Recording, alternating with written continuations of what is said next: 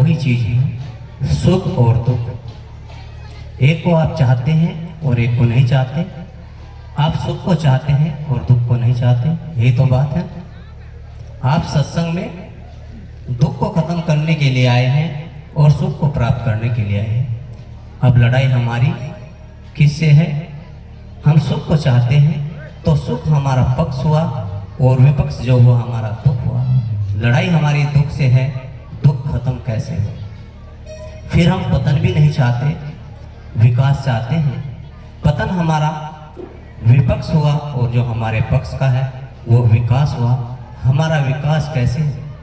मनुष्य को सुख कैसे मिले, मनुष्य का विकास कैसे हो, इन बातों को सत्संग में बताया जाएगा। रात दिन जय भीम करने से आपका दुख दूर नहीं होगा। रात दिन जय गुरु रविदास करने से आपका विकास नहीं होगा। कुछ विचारधारा बताई है बाबा साहब डॉक्टर भीमराव अम्बेडकर जी ने और कुछ विचारधारा बताई है बाबा साहब गुरु रविदास जी ने, जिनसे दुख खत्म हो जाता है और आदमी का जीवन सुखी बन जाता है। जब तक हम उन विचारधाराओं को नहीं अपनाएंगे तब तक हम सुखी नहीं हो सकते। दुख को खत्म करने की दवा है और पतन को खत्म करने की दवा है, बुराई को खत्म करने की दवा है और उस दवा का नाम सत्संग है। आप घर तक जाते जाते सत्संग सत्संग कहते चले गए, फिर भी जो का तो दुख रहेगा, जो की तो बुराई रहेगी। क्यों? हमने गलत का त्याग नहीं किया और रविदास गुरु जी का गीत गाया। रविदास गुरु जी का गीत गाओ, भीमराव जी का गीत गाओ, लेकिन गलत का त्याग भी करो।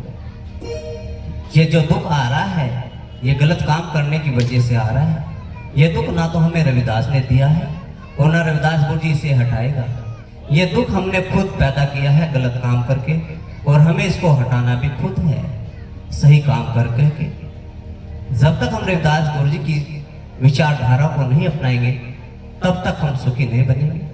अगर दुख को हम खत्म करना चाहते हैं तो गुरु रविदास जी ने जो विचारधारा बताई है उस पर चलना पड़ेगा।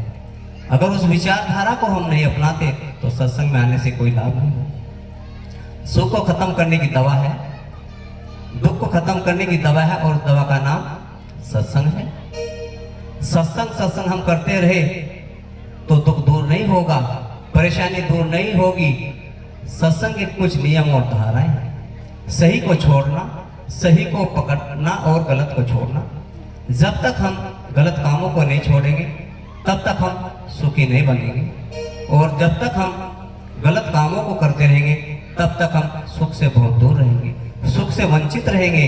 अगर हमें सुख को प्राप्त करना है तो हमें गुरु रविदास जी की विचारधारा पर चलना है। हम क्या करते हैं, कभी कभी जब हम ज्यादा दुखी हो जाते हैं तो हम यहाँ के देवी देवताओं का प्रसाद बोल देते हैं। देवी देवताओं का इसमें क्या दोष है? देवी देवताओं ने ये दुख हमें नहीं दिया, ये दुख दिया है हमें हमारे गलत कर्मों ने और हमें इसको ठीक भी खुद ही करना है सही कामों से। ये जो दुख मिला है हमें गलत कामों की वजह से मिला है और इस दुख को हमें खत्म करना है सही काम करके। तो समझ गए मेरी बात को आप? हम जब तक गलत काम नहीं छोड़ेंगे तब तक सुखी नहीं बनेंगे और जब तक आप सुखी नहीं होंगे तब तक आपका दुख दूर कैसे हो सकता है? सत्संग में आकर के हमें अपने विचारों को बदलना है, तभी हम सुखी होंगे। हम लोग गलत काम भी कर रहे हैं और पूजा पाठ भी कर रहे हैं, तब इसीलिए हम दुखी हैं, इसीलिए हम परेशान हैं। हमें पूजा पाठ भी करनी है और गलत का त्याग भी करना है और जो गलत काम हमने पकड़ रखे हैं उनका भी त्याग करना है। यदि कहीं लग जाए मदिरा का चस्का, यदि कहीं लग जाए मदिरा का चस्का, फिर तो रब्बा खैर कहाँ किसी के न बस का, किसी के न बस का। यदि कहीं लग जाए मदिरा का चस्का,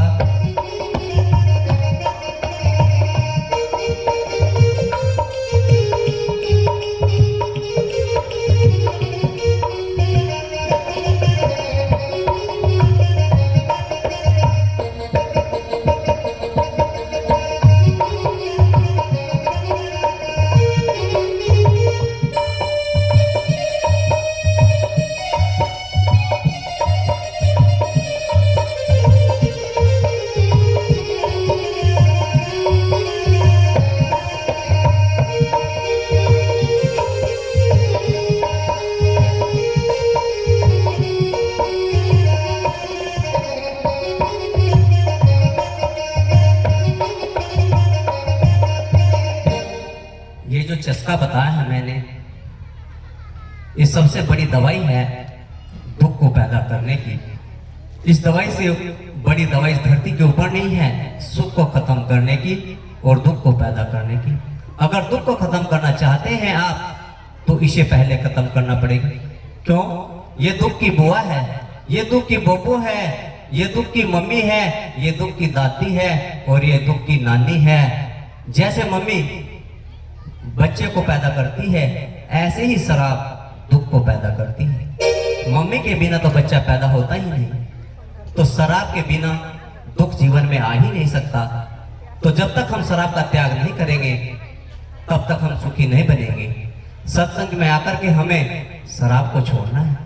जब तक हम शराब को नहीं छोड़ेंगे, क्योंकि ये दुख की माँ है, इसने ही हमें दुख दे रखा है। सत्संग में आकर के हमें शराब का त्याग करना है। जब तक हम शराब का त्याग नहीं करेंगे हम लोग सुखी नहीं बन सकते। ज्ञान ही तेरी मुक्ति का सही यतन, ज्ञान ही तेरी मुक्ति का सही यतन, अपने गुरुदेव से हासिल तो कर।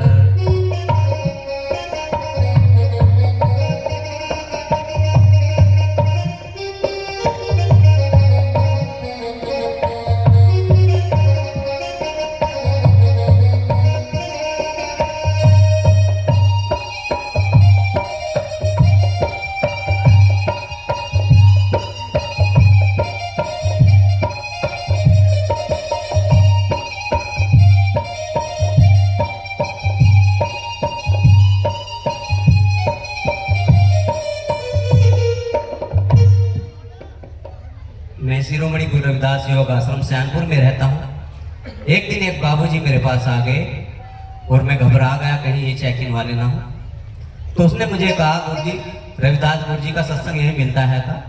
मैंने कहा हाँ बाबूजी यहीं मिलता है। अब कब को मिला गुरुजी? मैं कहा चाहे अभी ले लो। तो उसने कहा तो गुरुजी दे दो मुझे सत्संग। मैंने कहा बाबूजी ऐसा करो एक छोटी सी बोतल दारू की ले आओ। उसने कहा गुरुजी इसका क्या होगा? मका जब भी तो मुकाबला होगा। तो वो ले आए एक बोतल दारू की। तो मैंने एक तरफ गुरु रविदास जी को बिठा दिया, एक तरफ उसे बिठा दिया और बीच में दारू की बोतल रख दी। मैंने कहा बाबूजी छांट लो, एक तरफ रविदास गुरु जी का सत्संग है और एक तरफ दारू है, आपकी मर्जी है, जिसे छांटना चाहो छांट लो। तो वो चक्कर काटने लगा, अब किसे छांटूं? मैंने कहा बाबूजी क्या सोच रहे हैं? छांट लो, एक तरफ रविदास गुरु जी का सत्संग है, एक तरफ दारू है। अब गुरुजी ऐसा करो फिर देख लगे सत्संग को। तो मगर फिर कब को देखोगे भाई? उनको जी फिर क्या बताऊं गुरुजी, काम चलने का ही नहीं। मैंने कहा तो बहुत बेकार आदमी है। अरे 5 फुट के आदमी अपने आप को मनुष्य कहलाने वाला और 6 इंच की बोतल के सामने गिर जाता है और अपने आप को वीर कहता है, बहादुर कहता है। तू बहादुर कहाँ है? तू बहादुर जब था अगर 6 इंच की बोतल के सामने ना गिरता तो तू बहादुर था। ये तो दुख की माँ है, जहां जाएगी वही दुख को पैदा करेगी। तू ऐसा क्यों करता है? रविदास गुरु जी की शरण में आया तो तुम ऐसा क्यों करते हो? ये दुख की माँ है, जहां जाएगी वही दुख को पैदा करेगी और इसका बच्चा है दुख। अगर दुख को खत्म करना चाहते हैं आप तो बीड़ी को पहले छोड़ना पड़ेगा। अगर दुख को खत्म करना चाहते हैं आप तो शराब को पहले छोड़ना पड़ेगा। अगर दुख को खत्म करना चाहते हैं आप तो सुबह सूरज निकलने से पहले उठना पड़ेगा। जो मनुष्य सुबह सूरज निकलने से पहले उठ जाता है 4 बजे उसकी पूजा पाठ सविते ही शुरू हो जाती है और जो सूरज निकलने के बाद उठता है उसकी पूजा सविते ही खत्म हो जाती है। अब देख लो आप सूरज निकलने से पहले आप उठ सकते हो क्या? अगर आप सूरज निकलने से पहले नहीं उठ सकते तो सुख आपके सौपन में भी नहीं आएगा। जो लोग ब्रह्म मुहूर्त में 4 बजे उठ करके घूम लेते हैं उस समय ब्रह्म मुहूर्त होता है, पूजा पाठ का माहौल होता है। मनुष्य अगर पूजा पाठ नहीं भी करता तो भी पूजा पाठ हो जाती है, लेकिन समय का ध्यान रखना है। ब्रह्म मुहूर्त में 4 बजे जागना है, घुटनों तक के पैर धुलने हैं, कोहनी तक के हाथ धुलने हैं और मुंह धो करके धीरे धीरे मंदिर तक चले जाओ। घर से चलते चलते ही पूजा पाठ शुरू हो जाएगी और मंदिर से आते आते ही पूजा पाठ चलती रहेगी। और मुझे क्या कहा लोगों ने, गुरुजी पूजा पाठ से हमें क्या मतलब है? मंदिर से हमें क्या मतलब है, सुबह 4 बजे उठने से हमारा क्या मतलब है? तो फिर आपका सीधा मतलब फिर दुख से है। अगर दुख को आप खत्म करना चाहते हो तो गलत काम छोड़ना पड़ेगा, और सुख की प्राप्ति आप करना चाहते हो तो आपको सही काम करना पड़ेगा। जादू और टोना कुछ भी नहीं है, जादू और टोना कुछ भी नहीं है, ढोंगियों का करना खाना जग को भरमाया, पैसा कमाया, जादू और टोना कुछ भी नहीं है।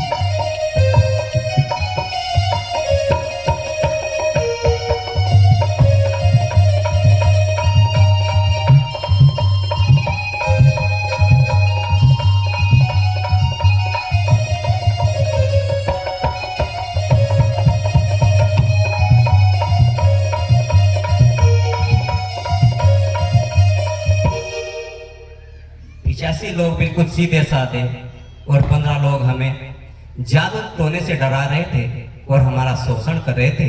रविदास गुरु जी ने बताया कि संसार में जादू टोना नाम की कोई चीज नहीं है। अम्बेडकर जी ने हमें बताया कि जादू टोना नाम की चीज संसार में नहीं है, ये तो भकावा है। अगर जादू टोना संसार में होता तो रविदास जी अपनी किताब में लिखते, जादू टोना अगर होता तो भीमराव अम्बेडकर जी अपनी किताब में लिखते, जादू टोना होता तो कबीर अपनी किताब में लिखता, और जादू टोना होता तो बुद्ध अपनी किताब में लिखता। क्यों नहीं लिखा? दुख आया, जादू टोना हो गया। रविदास की भूल गए। रविदास ने बताया कि दुख की माँ को घर में ना बढ़ाइयो। दुख आया और हमने क्या कहा? प्रसाद बोल दो शाकुंभर वाली का, दुख ठीक हो जाएगा। उसका क्या दोष है? प्रसाद बोल दो वैष्णो देवी का, उसका क्या दोष है? जब उसने दुख दिया नहीं तो वो तेरे दुख को वापस क्यों लेगी? ये दुख तुझे दिया है तेरी माँ ने, और उसका नाम है दारू। जादू और टोना कुछ भी नहीं है, जादू और टोना कुछ भी नहीं है, ढोंगियों का करना खाना जग को भरमाया, पैसा कमाया।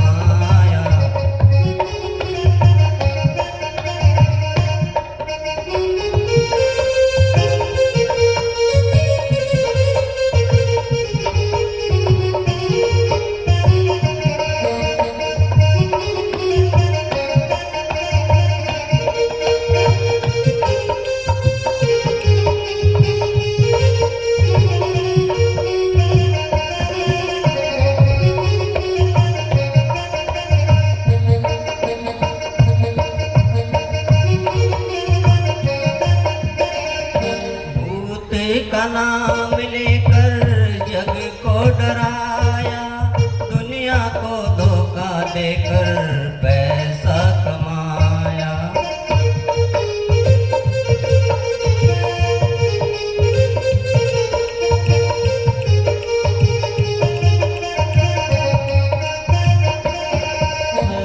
भूत का नाम लेकर जग को डराया, दुनिया को धोखा देकर पैसा कमाए। ऐसे ढोंगियों से बच कर रहना, ऐसे ढोंगियों से बच कर रहना, ढोंगियों का करना खाना जग को भरमाया, पैसा कमाया। जग और टोना कुछ भी नहीं है।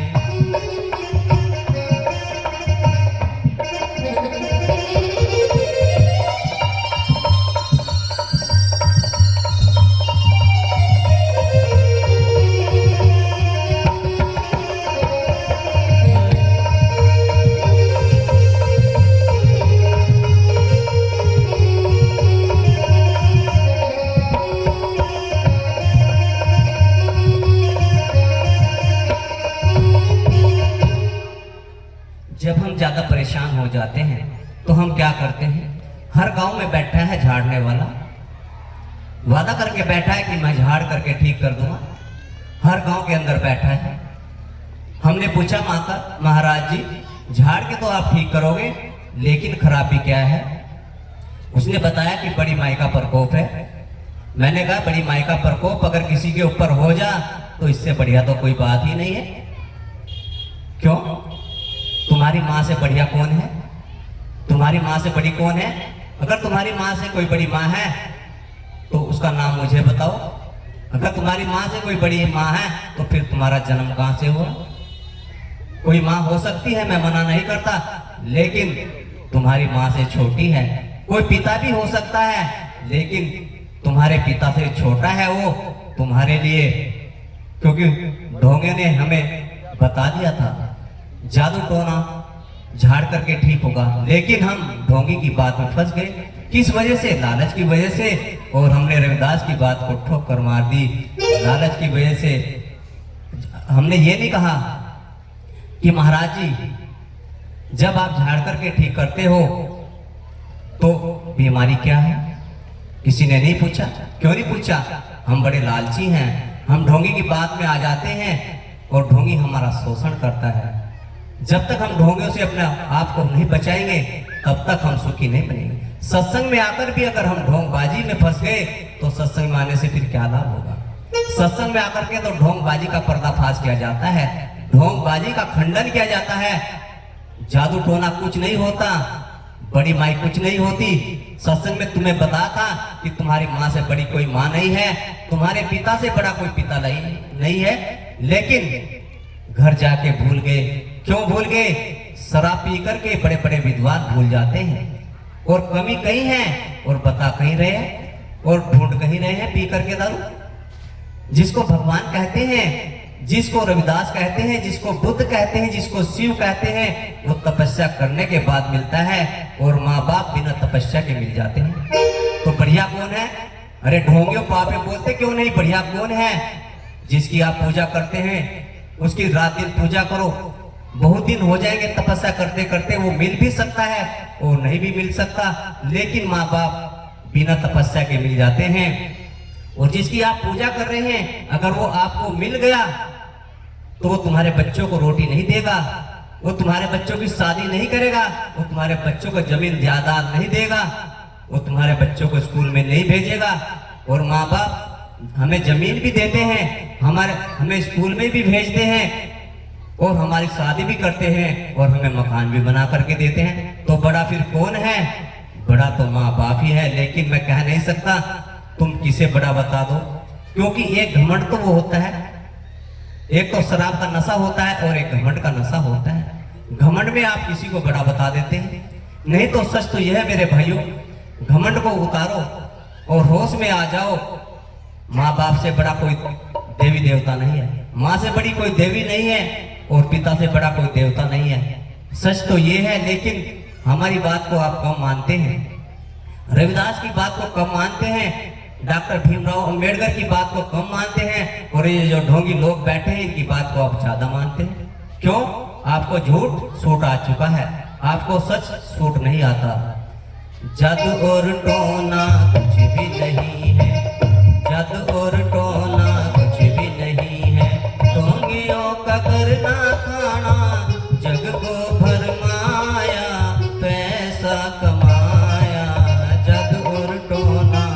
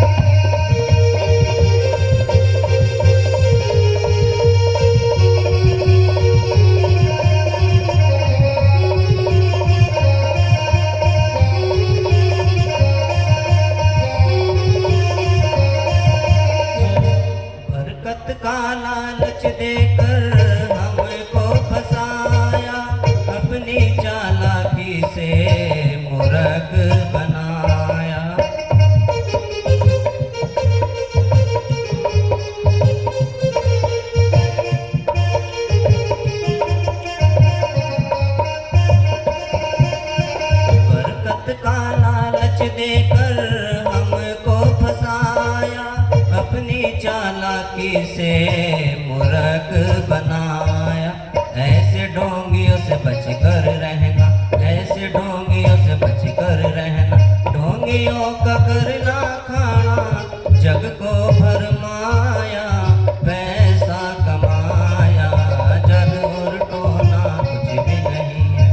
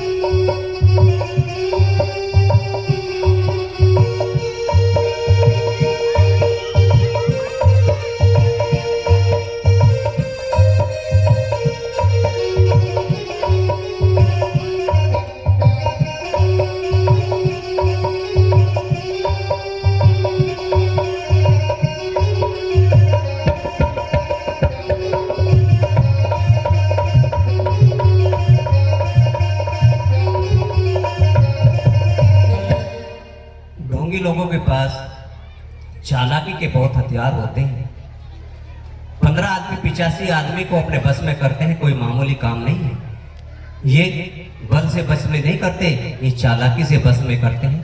अगर बल को तोला जाए तो 85 आदमियों का बल ज्यादा होता है और 15 आदमियों का बल कम होता है, लेकिन चालाकी से बस में करते हैं। सत्संग में बताया था कि भूत कुछ नहीं होता, प्रेत कुछ नहीं होता, और ढोंगी लोग यहाँ भी सुन रहे हैं और आपके घर भी जाएंगे और क्या कहेंगे। गुरुजी ने यही तो कहा था कि तेरी माँ से बड़ी कोई देवी नहीं, तेरे पिता से बड़ा कोई देवता नहीं, भूत कुछ नहीं होता, प्रेत कुछ नहीं होता। हम तो कुछ और काम के लिए हैं। तू कमाते कमाते थक गई, वो तू कमाता कमाता थक गया भाई, तेरे घर में बरकत ही नहीं होती।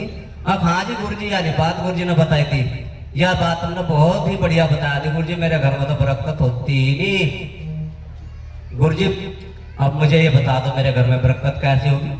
लेकिन जो रविदास का प्यारा शिष्य है, जो मेडकर का प्यारा शिष्य है, वो उल्टा जवाब देगा, महाराज तेरे घर में भी बरकत हो या नहीं, अब तू लोगों के घर में बरकत कर रहा। लेकिन कौन कहेगा? कोई नहीं कहेगा, क्योंकि हम लालची हैं। जहां हमें झूठ भकाया जाता है हम उनकी बातों में फंस जाते हैं, और जहां हमें सच्चाई बताई जाती है वहां से हम चले जाते हैं, क्योंकि सच बात कड़वी होती है, वो हजम नहीं होती, और जिसके सच बात हजम हो जाती है उसका बेड़ा पार हो जाता है। तो हमने, अगर कोई ढोंगी आपके पास आ जाए और आपको बरकत का लालच दे, तो खोलकर कह दो कि महाराज जी आपके घर में भी बरकत होती है या नहीं, क्योंकि हम नहीं कहेंगे। क्यों नहीं कहेंगे? हम डरे हुए हैं, हम डरी हुई हैं। जब तक हम ढोंगी लोगों से डरते रहेंगे तब तक हम लोग कामयाब नहीं होंगे। फिर हम क्या कहेंगे? महाराज जी आचार्य जी को पर धक्का दो, सतगुरु योगी बाबा जी को पर धक्का दो, और रविदास को पर धक्का दो। अब गुरु जी ने बता दो मेरे घर में बरकत कब होगी। तो ढोंगी लोग ने क्या कहा? अब मिल गया काबला और चाबी मेरे पर, अब खोल दो फटाफट। जो संतों से ज्ञान नहीं मानता वो बंधन में होता है, और जो संतों से कुछ नहीं मानता, ज्ञान मानता है, वो बंधन से मुक्त हो जाता है। रविदास गुरु जी ने बताया है, लेने को हरि नाम है, देने को अनुदान, और तैरने को आधीनता, डूबन को अभिमान। संत द्वार पर आया है तो उसको अन्न का दान करो, रोटी खिलाओ, पानी पिलाओ, चाय पिलाओ। लो महाराज जी चाय भी पियो, महाराज जी रोटी भी खाओ, और महाराज जी दूध भी लो, और महाराज जी 11 रुपए दक्षिणा के भी लो। अगर इससे ज्यादा मांगता है तो हाथ जोड़ लो। क्यों हाथ जोड़ लो? क्योंकि तुम्हारे पास लड़ने की शक्ति नहीं है। लड़ने की शक्ति रविदास के पास थी, लड़ने की शक्ति अम्बेडकर के पास थी। तुम्हारे पास लड़ने की शक्ति नहीं है, तुम कमजोर हो, क्योंकि तुम्हारे पास रविदास के ज्ञान की शक्ति नहीं है, तुम्हारे पास अम्बेडकर के ज्ञान की शक्ति नहीं है। और अम्बेडकर के गीत गाने के बाद भी हमें अम्बेडकर का ज्ञान नहीं हो सकता, और रविदास के गीत गाने के बाद भी हमें रविदास का ज्ञान नहीं हो सकता। पहचान बताऊं आप लोगों को, मूर्ति पूजा रविदास गुरु जी का ज्ञान नहीं है। जहाँ मूर्ति पूजा का सिस्टम होता है वहां रविदास गुरु जी का सत्संग है, लेकिन रविदास गुरु जी का ज्ञान नहीं है। जहाँ यज्ञ हवन होता है वहां रविदास गुरु जी का सत्संग नहीं है, वो किसी और का सत्संग है। और हमें संत महात्मा क्या कहते हैं, सत्संग ले जाओ थैले में भर करके। हमने कहा महाराज थैले में सत्संग कैसे आ सकता है? थैले में तो रविदास गुरु जी की मूर्ति आ सकती है, थैले में तो सामग्री आ सकती है, थैले में तो धूप बत्ती अगरबत्ती आ सकती है, थैले में तो कपड़े आ सकते हैं, थैले में तो मूली गाजर आलू आ सकते हैं। रविदास का ज्ञान थैले में नहीं आ सकता। रविदास का ज्ञान तो दिमाग के अंदर आता है, और जिसके दिमाग में रविदास गुरु जी का ज्ञान आ जाता है वो जवाब देता है। महाराज जी तुम्हारे पास कौन सी शक्ति है, महाराज जी तुम्हारे पास कौन सी मशीन है, महाराज जी तुम्हारे पास कौन सा जादू है जो हमारे घर में बरकत करोगे? लेकिन कौन पूछेगा? जो लड़ना जानता है वो पूछेगा। रविदास गुरु जी का सत्संग लड़ना सिखाता है, पैर पकड़ना नहीं सिखाता। ये जो आप पैर पकड़ते हैं रविदास गुरु जी का सत्संग नहीं है। रविदास गुरु जी के सत्संग में किसी के पैर नहीं पकड़े जाते। रविदास गुरु जी के सत्संग में तो ज्ञान को पकड़ा जाता है और ज्ञान से लड़ा जाता है। क्यों?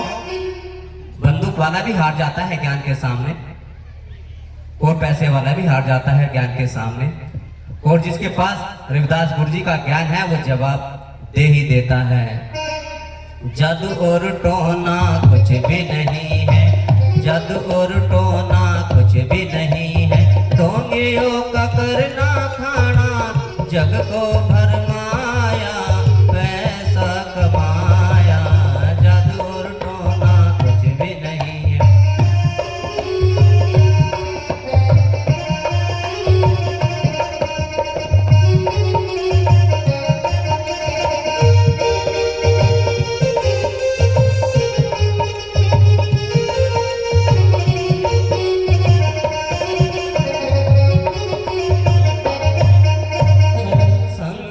शरण में आओ पता चल जाएगा, तेरा ढोंगियों से पीछा छूट जाएगा।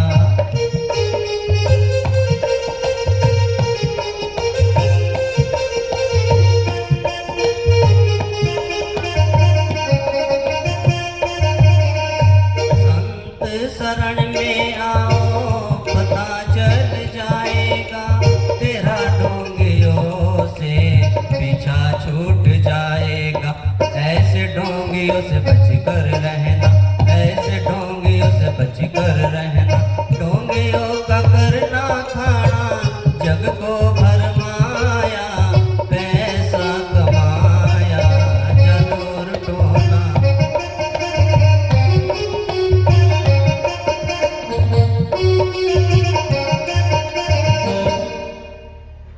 संत की शरण में आओ पता चल जाएगा, क्योंकि हमारा ढोंगे से पीछा छूट जाएगा। जब हम संत की शरण में जाएंगे वो हमें एक ऐसी चीज देते हैं जो हम किसी के मोहताज नहीं बनते, और उसका नाम है ज्ञान। संतों की शरण में हमें जाकर के ज्ञान को प्राप्त करना है। ज्ञान के सामने जमींदार भी हार जाते हैं, गेहूं वाले भी हार जाते हैं, पैसे वाले भी हार जाते हैं, बंदूक वाले भी हार जाते हैं, और कलम वाला मुश्किल ही हारता है। बाबा साहब डॉक्टर भीमराव अम्बेडकर ने अपनी कलम से बड़े बड़े योद्धाओं को, बड़े बड़े बलवानों को अपनी कलम से हराया। रविदास गुरु जी ने अपने ज्ञान से बड़े बड़े विद्वानों को हराया। तो संतों की शरण में जाओ, संतों से ज्ञान मांगो, तुम्हारी कभी हार नहीं होगी। और तुम संतों से ज्ञान नहीं मांगोगे तो तुम्हारी रोज हार होगी। जादू और टोना कुछ भी नहीं है।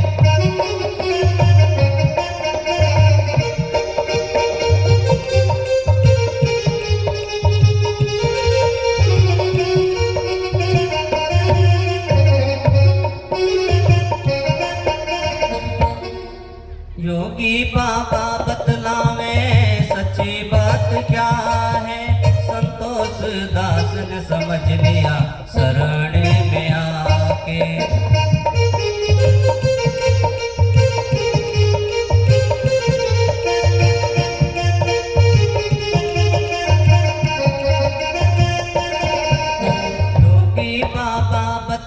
में सच्ची बात क्या है, संतोष दास न समझ लिया शरण में आके। ऐसे ढोंगियों से बच कर रहना, ऐसे ढोंगियों से बच कर रहना।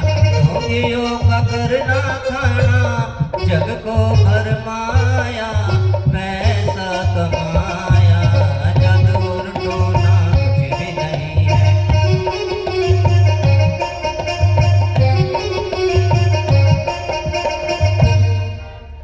योगी बाबा जी ने बताया है, योगी बाबा समझावे सच्ची बात क्या है। सच्ची बात आप लोगों को मैं अब बता रहा हूं। ये जादू टोना कुछ नहीं है, ये तो एक भकावा है, एक डरावा है। इसको कह करके लोग जादू टोने के नाम से आप लोगों का शोषण कर रहे हैं। सत्संग में आने के बाद अगर आप लोगों को ज्ञान नहीं हुआ, जादू टोने से आप बाहर नहीं निकले, तो सत्संग में आने से क्या लाभ है।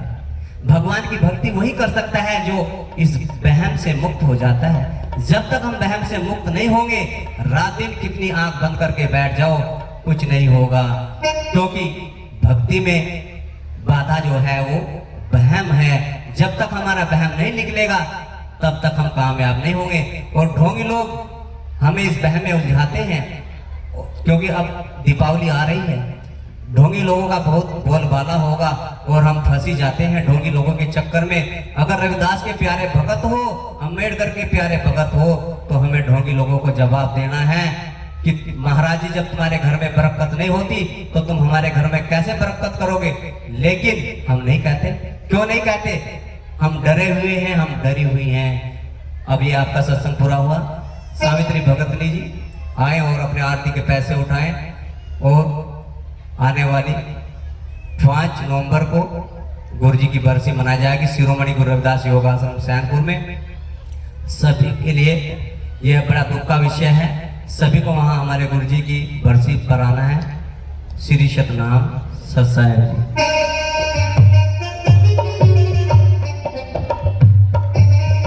श्री सतनाम सत्साहेब। सभी आंख बंद करें, पुलक हमारे कमर सिद्धि गर्दन सिद्धि करके बैठे और सभी आरती जोर से बोलेंगे। जपो हरि का नाम निरंजन जी, जपो हरि का नाम निरंजन, निरंजन जी दुख भंजन जी। जपो हरि का नाम निरंजन जी।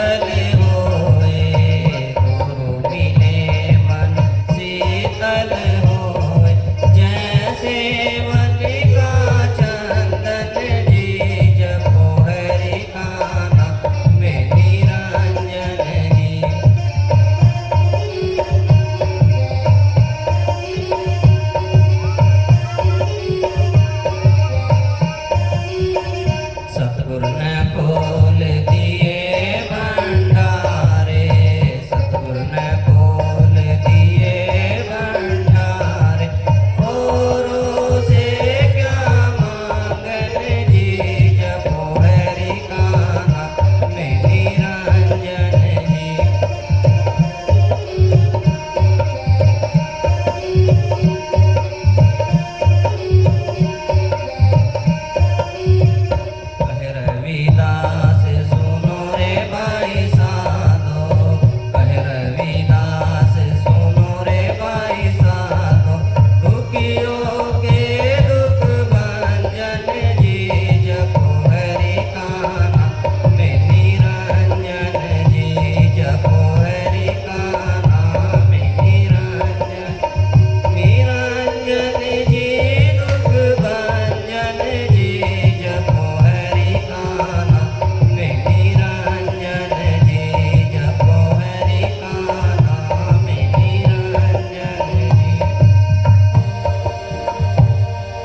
श्री सतनाम सत्साहेब जी।